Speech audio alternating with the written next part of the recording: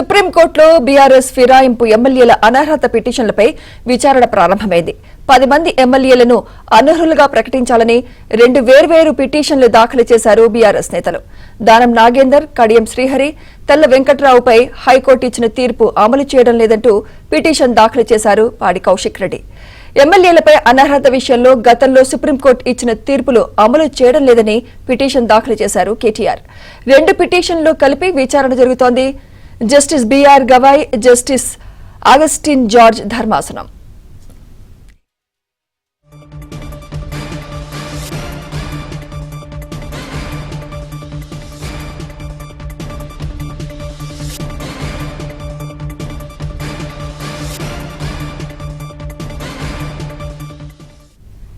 సుప్రీంకోర్టులో బీఆర్ఎస్ ఫిరాయింపు ఎమ్మెల్యేల అనర్హత పిటిషన్లపై విచారణ ప్రారంభమైంది. ఇదే అంశంపై మరింత సమాచారం మా ప్రతినిధి సతీష్ అందిస్తారు. సతీష్.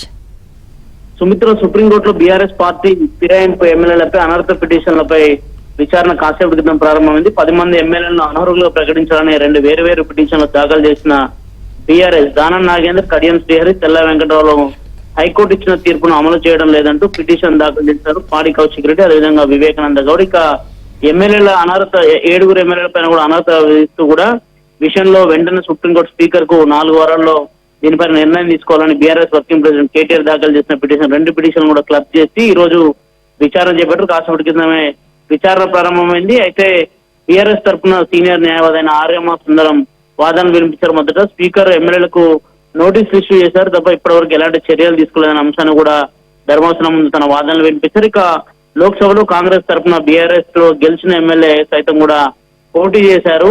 డెమోక్రసీ ప్రజాస్వామ్యానికి ఇది విరుద్ధము, దీనిపైన చర్యలు తీసుకోవాలంటుంది. ఇక ధర్మాసనం సైతం కూడా రీజనబుల్ టైం అంటే కాల పరిమితి ముగిసే వరకు అని జస్టిస్ గవాయ్ ధర్మాసనం కీలక కామెంట్ చేసింది. సుప్రీంకోర్టులో ప్రస్తుతానికి అయితే విచారణ కొనసాగుతుంది. దీనిపైన మరింత స్పష్టత వచ్చే అవకాశాలు అయితే కనిపిస్తున్నాయి. సుమిత్ర.